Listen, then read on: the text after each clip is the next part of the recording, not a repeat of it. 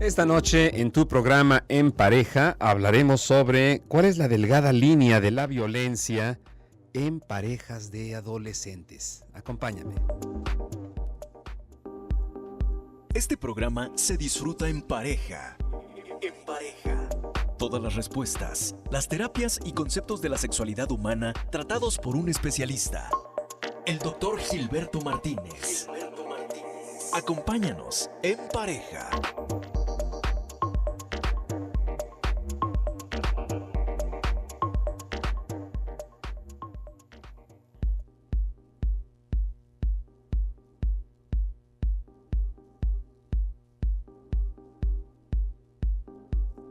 Hola, ¿qué tal? Muy buenas noches, bienvenido a tu programa En Pareja. Yo soy el doctor Gilberto Martínez y un gusto enorme estar detrás de estos micrófonos la noche de hoy para hablar sobre un tema que nos ha caracterizado de una forma negativa las relaciones, no solamente entre la comunidad latina, entre nosotros como mexicanos, sino también a nivel mundial, estas relaciones de violencia en la relación de pareja.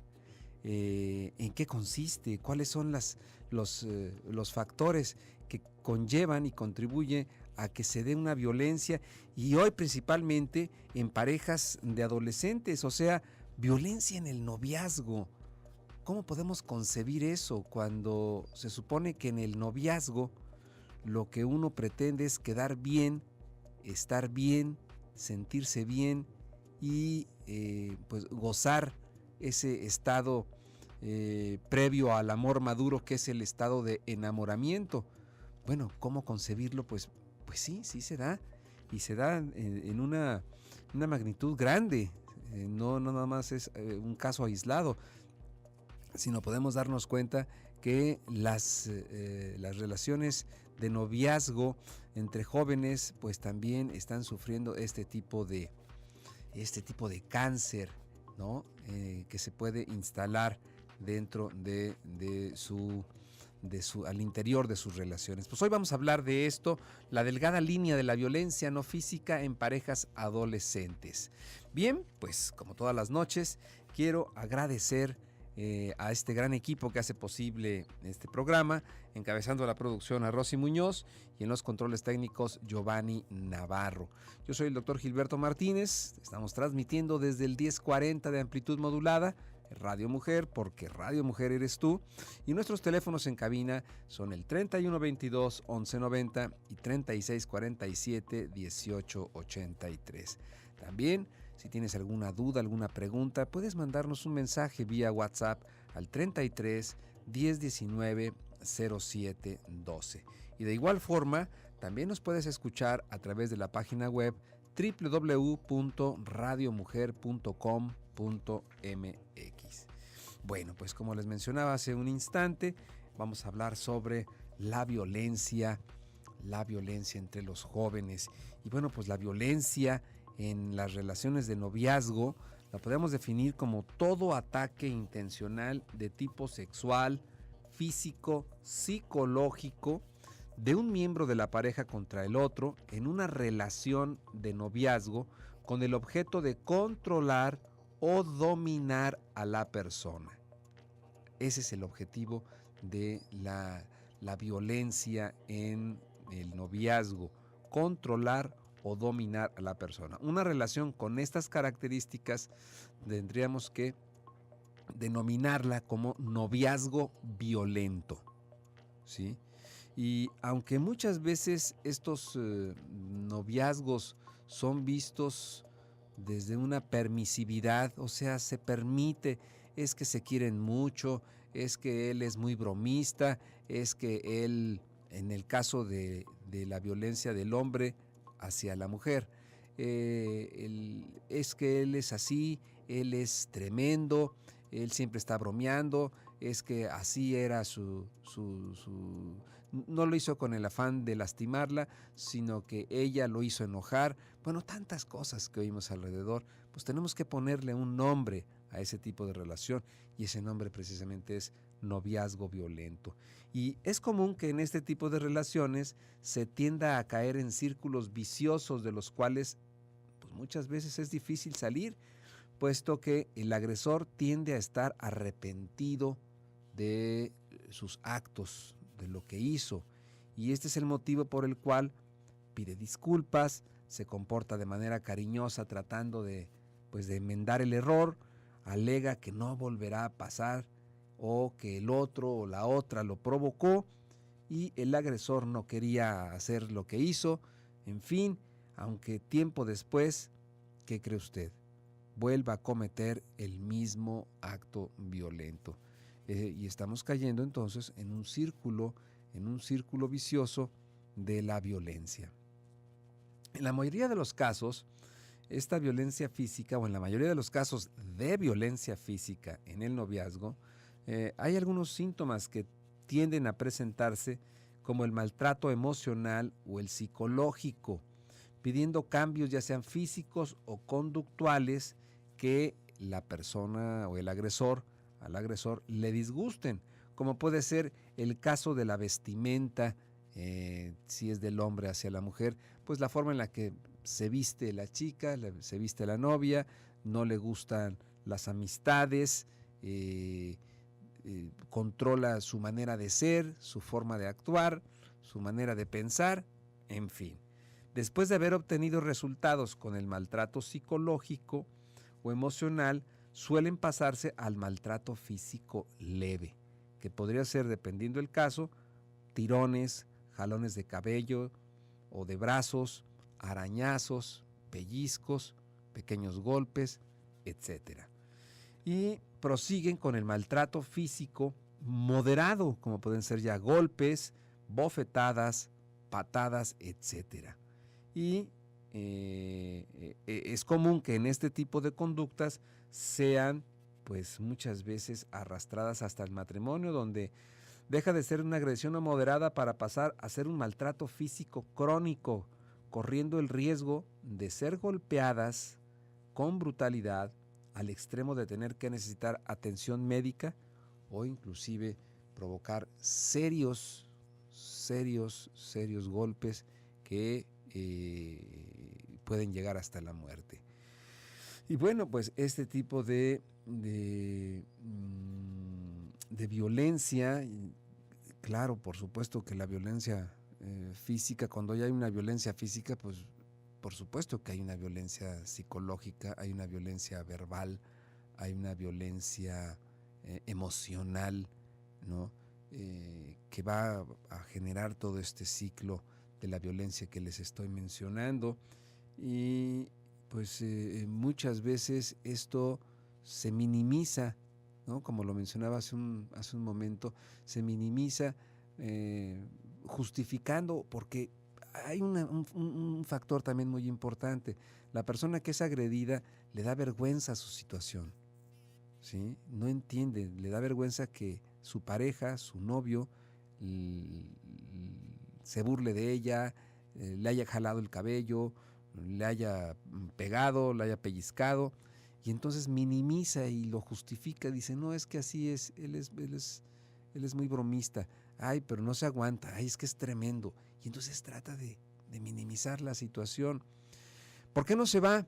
Bueno, pues vamos a analizar estos puntos, ¿no? Estos aspectos de por qué no retirarse de esa relación tóxica, conflictiva, de ese noviazgo violento. Bueno, pues esta vendría a ser una de las preguntas que a mí me gustaría abrir a nuestro amable auditorio para oír sus comentarios. ¿Por qué cree usted que ante un caso de violencia en el noviazgo se queda la persona agredida, ya sea el hombre o la mujer? ¿Por qué cree usted que se queda? ¿Por qué minimiza la situación y no hace otra cosa más que quedarse, aguantar y muchas veces pues soportar los malos tratos? Bueno, pues llámenos. Nuestras líneas telefónicas en cabina son el 3122-1190 y 3647-1883. También nos puede mandar un mensaje vía WhatsApp al 33 1019-0712 y háganos llegar sus comentarios, sus opiniones, sus dudas, sus preguntas o sus sugerencias aquí en el programa, que como sabe siempre serán muy bien recibidas. Vamos a un corte comercial y regresamos. Seguimos en pareja en el 1040 Radio Mujer.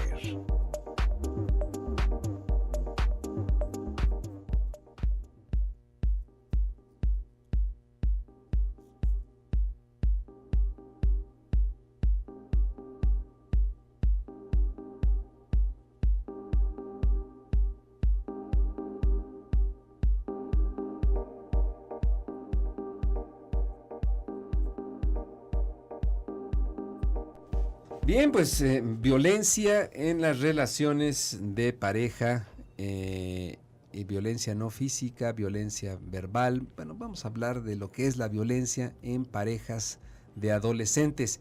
Y para hablar del tema, quiero agradecer su presencia aquí en el programa ya a un colaborador y amigo del programa En Pareja, que es precisamente Gabriel Sierra. Él es psicólogo, psicoanalista, psicoterapeuta. ¿Qué tal, Gabriel? Muy buenas noches. ¿Cómo buenas estás? Noches. Bien, gracias a Dios. Aquí estamos, contentos otra vez de compartir con ustedes este programa. Me siento muy a gusto y un poco apurado, pero listo ya para compartir con el público, ¿no? Gracias por tu presencia aquí en el programa, Gabriel. Aprecio mucho que nos des tu tiempo y tu espacio. Gracias a ustedes. A través de tu apretada agenda, ¿no? Gabriel, mencionábamos en la primera parte del primer bloque del programa cómo concebir que haya violencia en el noviazgo cuando en el noviazgo se supone que estamos quedando bien, cuando en el noviazgo se supone que es la fase del enamoramiento y resulta que, bueno, estudios nos han demostrado que la violencia en el noviazgo existe y existe de manera muy frecuente. Muy frecuente.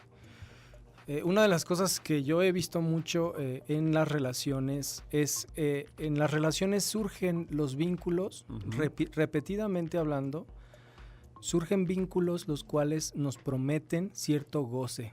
Este goce puede ser algo que cuando no lo recibimos podemos sentir mucha frustración. Dado esto es que representamos la frustración con la desesperación. Y posterior a esto, se vuelve violencia porque es violenta la necesidad cuando no es suplida. Imaginémonos que tenemos hambre y no estamos siendo satisfechos por esa hambre. Probablemente usted se va a desesperar o se va a poner de malas. O probablemente va a tender a agredir a los demás en esta necesidad no suplida. Bueno, estoy hablando un poquito de psicoanálisis, pero nos enfocaríamos a por qué se da la violencia, por qué la catalogamos como violencia en una relación. Y más cuando los pequeños jóvenes están tratando de conectarse por primera vez con alguien que no es su primer vínculo, que son los padres. Okay. Entonces, no le voy a decir que no, ni tampoco voy a instituir que es algo natural o normal, pero sí viene de un trasfondo normal, ¿sí? Okay. No quisiera determinar que la violencia es buena, porque no es buena. Pero la pulsión que surge de la parte visceral, conectiva de los adolescentes, está pulsionando por algo. Hay que ver, no es muy normal y no debería de ser tan común que iniciaran tan pronto una relación. Okay. La verdad es que no creo que su crecimiento, su desarrollo afectivo esté todavía listo para tener un compartir, porque estará de acuerdo conmigo que la relación no es tanto dar, sino compartir. Okay. Entonces apenas estamos empezando a formar ciertos patrones, a descubrir quiénes somos y ya iniciar con una demanda, a veces oral, a veces afectiva, a veces de que me hagas feliz. Ya empezamos a entrar aquí en un vínculo muy demandante. Y al ser frustrante, se vuelve incómodo, como lo decía Freud, displacentero. Entonces, esto me va a provocar incomodidad. A lo vez, lo voy a representar en las formas en las que conozco, ¿no? Pueden ser violentas. Más bien, pueden ser violentas las manifestaciones en los celos, por ejemplo. Okay. Pero hay que entender que vienen de una necesidad latente, de no perder. Por ejemplo, el chantaje viene de lo mismo, de la necesidad de no perder el satisfactor que se vuelve esta fuente del goce, que es el otro, como lo decía Lacan, ¿verdad?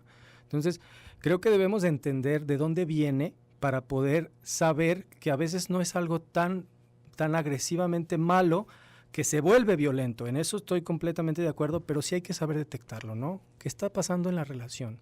¿Qué estás esperando del otro? Uh-huh. Creo que lo estás idealizando demasiado y cuando no pasa, se vuelve violento esto. Uh-huh. ¿Mm?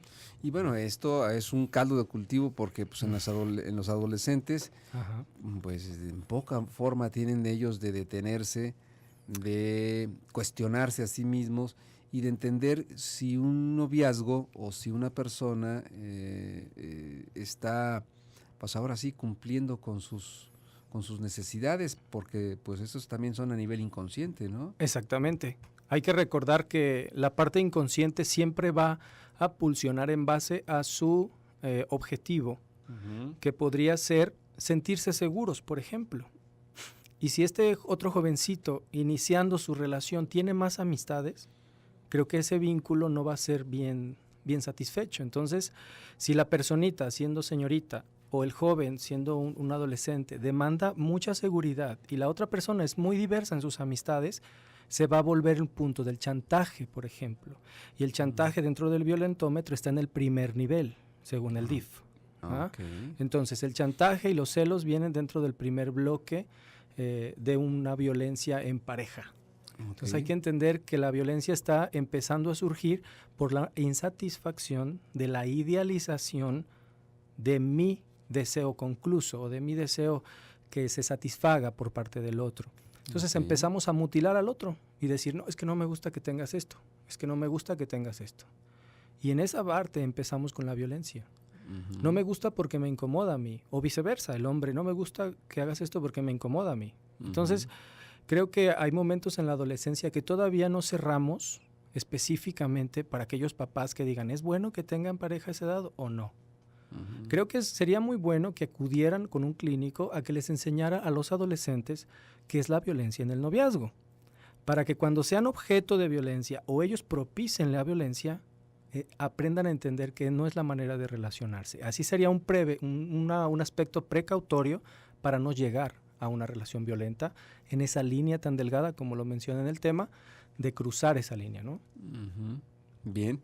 Fíjate que antes de irnos a la pausa, yo hacía una pregunta al aire y invitando a nuestros amigos radioescuchas que participaran, dándonos sus opiniones, y era ¿por qué creen ellos que una persona se queda en el noviazgo o se queda en la relación cuando hay maltrato, cuando hay esta situación de abuso, cuando hay una violencia psicológica, una violencia verbal? Y bueno, terminación 5984 dice, buenas noches, buen programa. Yo pienso que las mujeres que se quedan en una relación de maltrato es porque no tienen autoestima y porque no conocen que hay otra forma de vivir. Nena Martínez. Muchas gracias, Nena, por tu comentario. ¿Falta de autoestima positiva, Gabriel? Sí, probablemente un aspecto de autoconocimiento. Y también lo previo a estas relaciones hay que agradecer el comentario y claro que decir que sí, la autoestima es necesaria no solo en la pareja, sino en todo lo que haces. Uh-huh. Y si en todo lo que haces no existe la autoestima, entonces probablemente en tu pareja tampoco va a existir. Y sí es un factor que determina una probable violencia directa o receptivamente. O sea, generarla, o recibirla. Uh-huh. Una persona con baja autoestima va a tender a asfixiar al otro. Una persona con baja autoestima va a tender a idealizar al otro y, como lo reiteraba hace un momento, sentirse no satisfecho en una relación y culparla a ella porque ella no es lo suficiente o viceversa. Es importante mencionar que la autoestima no tiene que ver con el otro. Y esto es algo que siempre se grita a voces en la sociedad. Esperamos que el otro nos haga entender que valemos, por ejemplo. Esperamos que el otro nos haga entender que somos suficientes. Siempre estamos, como lo decía Einstein, lo malo del ser humano es que siempre espera. Y el esperar te genera expectación. Y la expectación frustrante siempre te determina como no suficiente para el otro. Entonces ahí empezamos a ver algunos huecos que nos llevan a la profundidad de una autoestima a veces no existente. Determinantemente no existente. Entonces nuestra radioescucha creo que le da un punto importante, medular, en el por qué puede surgir violencia. Y ojo, no solamente la persona con baja autoestima va a recibirla, a veces la va a proporcionar también por sus fantasmas que trae el hombre, por ejemplo, o la mujer, por ejemplo. Entonces, sí es importante que quitemos el estigma de que la violencia solo se tipifica en la mujer, también se tipifica en el hombre. Una mujer celosa o una mujer posesiva puede tener una baja autoestima y violentar en la relación. Y viceversa, que eso ya es muy conocido, ¿no? Que el hombre es celoso o posesivo. Pero creo que también se determina opuesto. El chantaje también es violencia, que se usa mucho en el lado femenino, pero casi no se tipifica. Entonces, creo que los radioescuchas deben de aprender, hombres que nos escuchan y mujeres que nos escuchan, que esta parte de la autoestima reflejada en un maltrato de pareja puede provenir de una baja autoestima mutua, aunque uno dirija el maltrato, ese puede tener baja autoestima, o el que lo recibe también. Bien, es importante esto que mencionas, la autoestima baja en los dos. Así es. Pareciera que nada más fuera en uno de ellos, que es la persona agredida, pero no, también el agresor tiene autoestima baja. Claro. Y por lo tanto necesita, porque ahí no solamente sería la dependencia de la víctima, sino también la dependencia del agresor, del victimario, de tener una persona en la cual esté sobajándola, esté menospreciándola, que esté abusando, para él sentirse o estar a un nivel de, entre comillas, satisfacción personal. Así es. Vamos a nuestra siguiente pausa comercial. Bueno, tenemos más participación del público, que regresando del corte haré mención a sus comentarios. ¿Usted por qué piensa que una relación de noviazgo puede haber violencia, puede haber abuso, puede haber maltrato y todavía esa relación continúe? Llámenos, háganos llegar sus comentarios 31 22 11 90, 36 47 18 83. También nos puede mandar un mensaje vía WhatsApp al 33 10 19 07 12. Vamos a un corte y regresamos. Vive la vida en pareja. Continuamos en el 1040, Radio Mujer.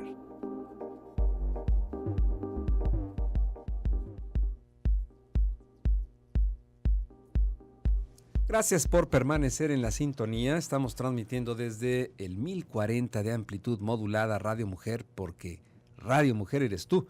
Yo soy el doctor Gilberto Martínez, esta noche platicando con Gabriel Sierra, psicólogo psicoanalista, sobre la delgada línea de la violencia en parejas de adolescentes. Y tenemos participación del público, tenemos un mensajito vía WhatsApp 1254, terminación 1254, dice: muy buenas noches.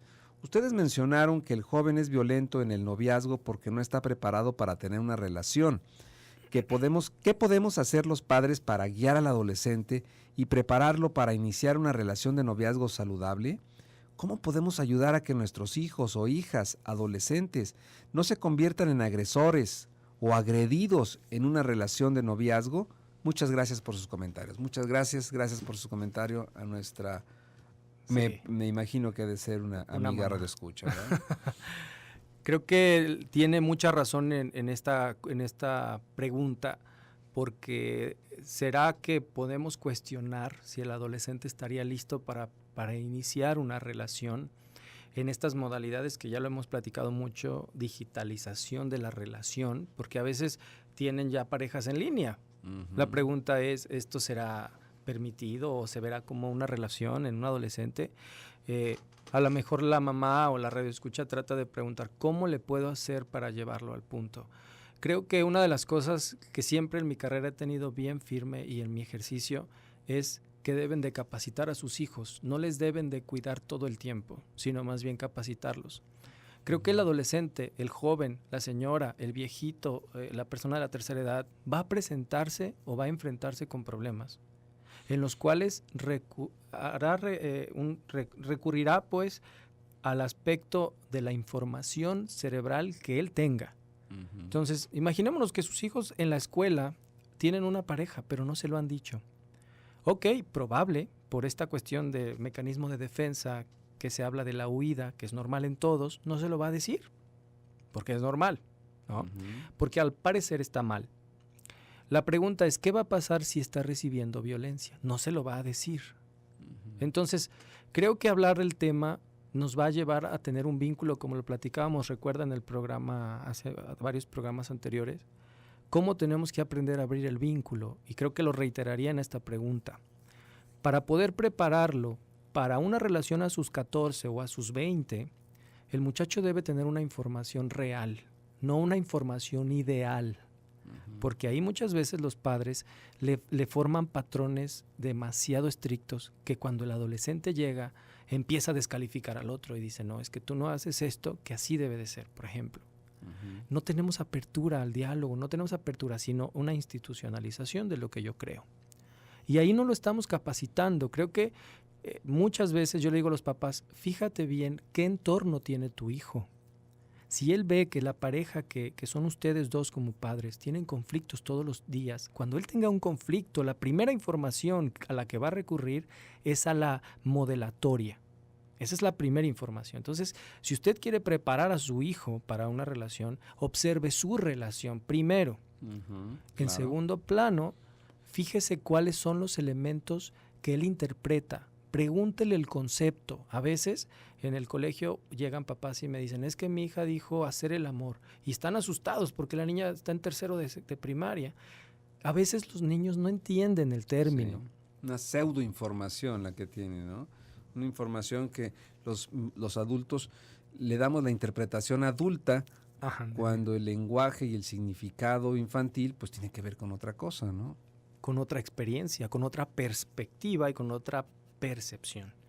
Entonces yo le diría en pasos muy simples. Primero, observe su relación primaria y modelatoria, porque así como lo ven, así lo verán normal en su primera o segunda o tercera relación. Segundo, utilice la comunicación para saber qué es lo que ellos interpretan de lo que es el amor, por ejemplo, o qué interpretan ellos de lo que es el novio o la novia. ¿Para qué es? ¿Por qué es? No, tú estás chiquito para tener novia. La pregunta es, ¿sabrá el niño lo que significa?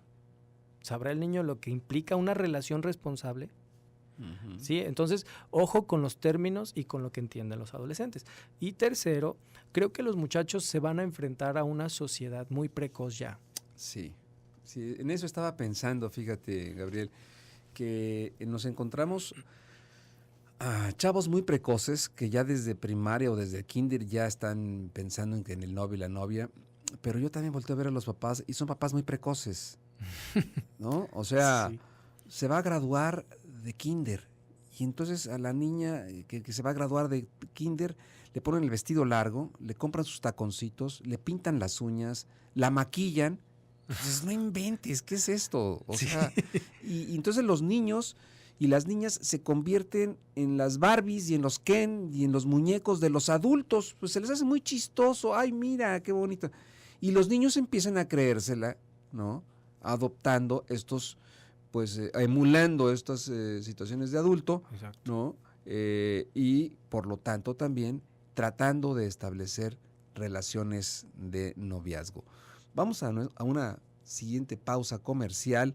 ¿Usted qué opina? No, todavía no, todavía faltan 5 minutos. Muy bien, gracias, Giovanni. Entonces, creo que también tenemos unos papás muy, muy precoces en ese sentido y que se divierten con sus hijos haciéndolos más grandes de lo que les tocaría o le correspondería vivir, ¿no? Claro que sí. Entendamos que el entorno primario nos determina a nivel de la comprensión del mundo real.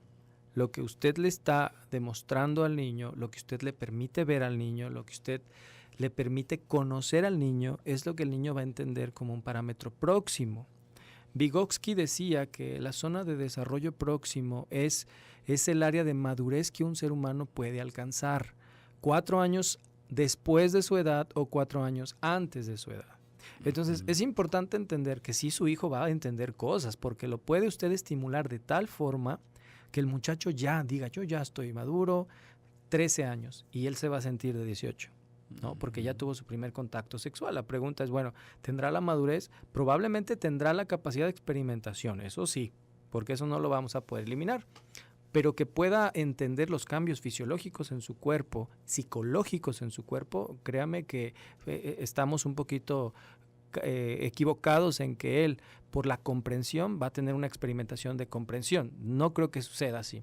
Entonces, la sociedad precozmente nos trata de arrojar avances muy rápidos. Tienen que saber la sexualidad. Aún en la Secretaría de Educación ya están presentando elementos que despiertan de forma a la mejor de pregunta, de curiosidad. ¿Qué es esto?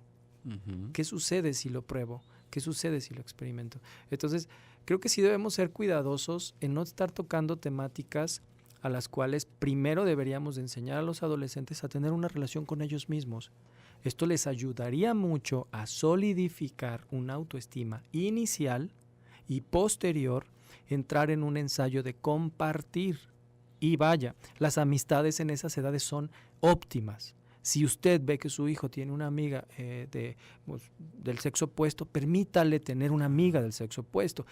No los deje pasar al otro nivel, por favor, porque todavía no estarían en un punto de madurez. Pero sí permítales que salgan, permítale que inicie esta experimentación. Y sobre todo ese permiso para que haya esa amistad, ¿no? Ajá, que ese ensayo.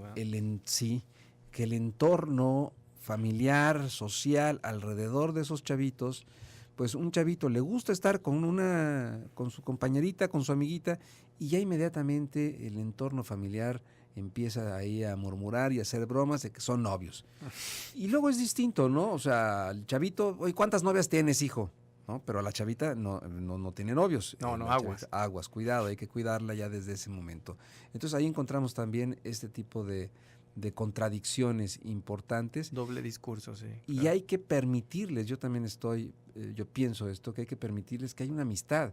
Y una amistad en la que naturalmente el chavito, el niño, le gusta estar con una niña. Uh-huh. Y qué bueno, qué rico, qué padre que así sea, ¿no? Que se descubran, que tengan un contacto, que se enseñen a respetarse mutuamente, a entender que hay un mundo diferente del lado femenino y un mundo diferente del lado masculino, y que pueden aprender a apreciar a la persona por lo que es, no por lo que les debe de dar, no por lo que les debe de solidificar en ellos mismos. Aquí, como lo decíamos, están tiernos en su autoestima, están redescubriéndose. Recordemos que son cambios, como ya lo hemos hablado, importantísimos, psicológicos, sí, fisiológicos, corporales, como quiera usted llamarle.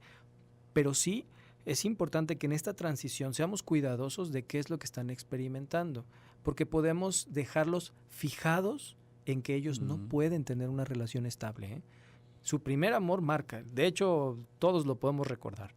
Nuestro primer amor fue intenso, entonces hagamos esta referencia de no permitir, a lo mejor no, como usted dice, no meter en el ambiente una información a la cual el adolescente todavía no está listo para llegar, y si ya tiene una relación, si usted ya brincó esta línea, pues hay que hacer un recuento, ver cómo es su relación de ustedes, platicar de los conceptos correctos con sus hijos, de qué es la pareja, de que la pareja y el noviazgo es para conocerse previos al matrimonio, a la unión, a lo que determine, y a lo mejor el muchacho no se va a casar con la persona, no tiene 14 años, probablemente ni trabajo tiene. Uh-huh. Sí. Entonces hay que entender muchas cosas y bueno, yo les recomendaría más bien esta parte. Bien, pues vamos a nuestra última pausa comercial. ¿Qué opina usted respecto a la violencia, esa línea delgada de la violencia en parejas de adolescentes? Llámenos 31 22 11 90, 36 47 18 83. También nos puede mandar un mensaje vía WhatsApp al 33 10 19 07 12, y bueno, si gusta puede ponerlo anónimo con su nombre o el nombre que usted guste, eso no importa, lo importante es que podamos mantener una comunicación de ida y de vuelta. Vamos a una breve pausa comercial y continuamos. Experimenta, conoce, descubre y siente en pareja. Seguimos en el 1040, Radio Mujer.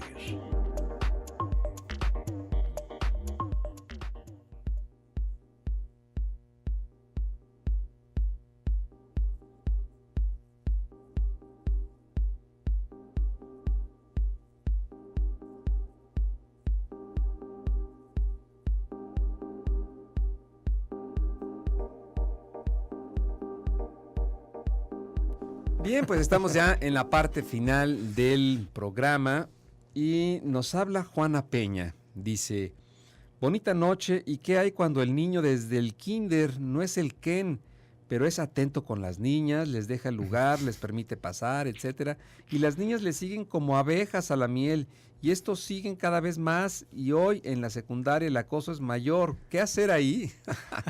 Bueno, señora Juana, yo creo que esa es una situación que ahora vemos que las niñas acosan a los niños, ¿no? Yo tengo un hijo de 14 años y la verdad es buen chavo, ¿no? Futuro es de que, arquitecto él. Exactamente, no es porque sea yo papá, pero es buen chavo, es muy sangre liviana. Y eso, el hecho de que sea hasta inclusive un poco tímido, pues lo hace que las niñas lo sigan y llegue un momento determinado en el que uno dice, bueno, a ver, ¿cómo están aquí los roles, no? ¿Quién debe de invitar a quién o quién debe de hablarle a quién? Claro. ¿Qué hacer en esas situaciones? Atendiendo a la pregunta de la señora Juana Peña, que dice que cuando el niño es muy, muy atento, las niñas lo siguen como abejas a la miel.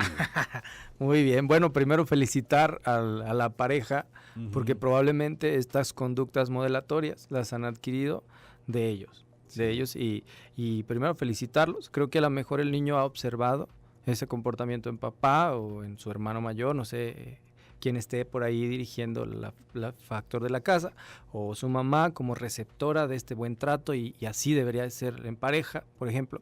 Y creo que los niños repiten mucho, están en una edad muy modelatoria, y creo que esta conducta empiezan a entenderlo como una apertura hacia la pareja, como una buena recepción de reciprocidad de su ejercicio como sociedad. Y no se debe de angustiar porque le siguen, porque a lo mejor estas van a ser herramientas del jovencito o de la señorita para poderse abrir campo en su vida social, que es muy importante que la persona aprenda a desarrollar elementos y bases propias, seguridad, autoconocimiento, autoestima, autoconcepto correcto, ser amable, esto habla de un conocimiento social muy responsable. Entonces, si lo está viendo en un niño, primero pues la felicito mucho, porque debería de ser así la mayoría de mamás y papás.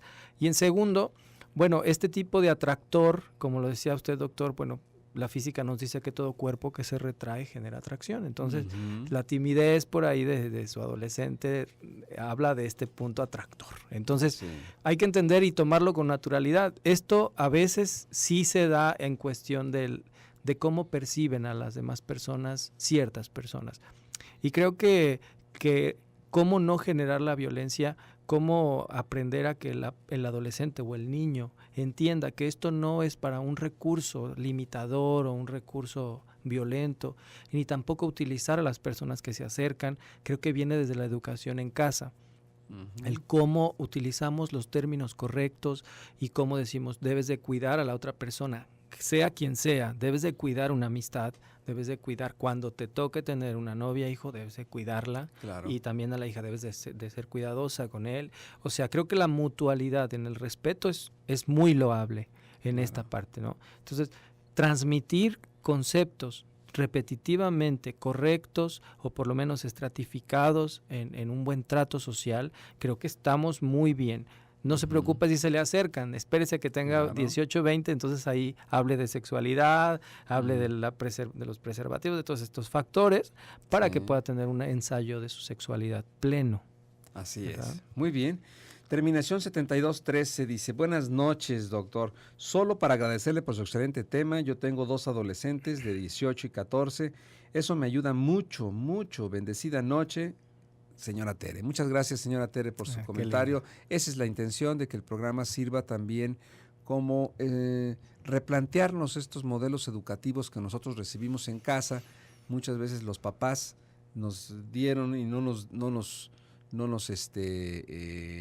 dieron la posibilidad de conocer otro tipo de situaciones, y ahora pues ante los cambios tan dramáticos que vivimos en una sociedad multifacética, pues necesitamos también un poquito de orientación y acompañamiento. Muy bien. Claro. Terminación 4067 dice, gracias por su comentario, vamos por el camino correcto. ¿Podrían proporcionar los datos del doctor Gilberto? Sí, cómo no, en unos minutos daré mi teléfono, por si alguien quiere contactarse conmigo, con mucho gusto. Así es. ¿Recomendaciones, Gabriel? Claro.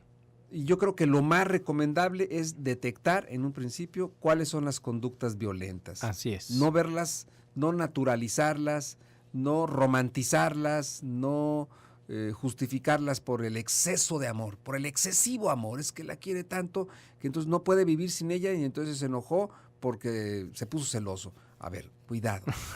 ¿Cuáles son esas conductas violentas? Ajá. Y si es factible que tengamos una tabla de violencia, un violentómetro. Así es. Creo que hace una correcta aproximación hacia lo que debemos de seleccionar y detectar. Primero, creo que lo hemos naturalizado y normalizado. Como lo platicábamos ahorita en el corte, a veces creemos que es normal. Por ejemplo, el llevarnos de manos, eso es normal. O el aventarnos, por ejemplo. Podemos abordar algunos puntos importantes para que la gente sepa cómo debo detectar lo que es violencia en la pareja de mi adolescente o en la pareja de mi jovencita o jovencito o en la pareja de mi hijo joven maduro o un joven a mediana edad, ¿no? Okay. Entonces, les recomendaríamos mucho que checaran el chantaje, por ejemplo, que es muy común y no tan malo, o lo podemos decir simplistamente, no tan alarmante, por ejemplo. Esto es violencia. Vamos a decir, el chantaje es violencia en una primera etapa, en el noviazgo, cualquiera que sea la etapa. También generar humillación en público está tipificado por las instituciones mencionadas ya anteriormente como una violencia en pareja. Tenemos, aparte de el chantaje y la humillación en público, la descalificación constante. Por ejemplo, estás feo, es que no te arreglas. La niña le dice al otro, es que no le gusta cómo me arreglo. O sea, la descalificación constante también es violencia. Entonces llevamos 3: chantaje, humillación en público y a la mejor descalificación constante. Y también un jugueteo que no es muy normal, a lo mejor el pellizco, el apretón de mano, el jalón de la playera cuando están... O del cabello. Ajá, exactamente. Entonces, estos factores hay que entender que están tipificados como violencia inicial, como el primer color, que es el más tenue en el violentómetro, hasta llegar al más intenso, que podría ser el rojo, por ejemplo.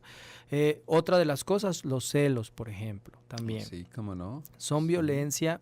Y si hay celos en una relación es porque una de las dos personas, o como ya dijimos, las dos tienen una problemática de autoestima o autoconcepto o temor a la pérdida o a la soledad, que es fijación en la etapa anal, que es la segunda etapa psicosexual, según lo freudiano.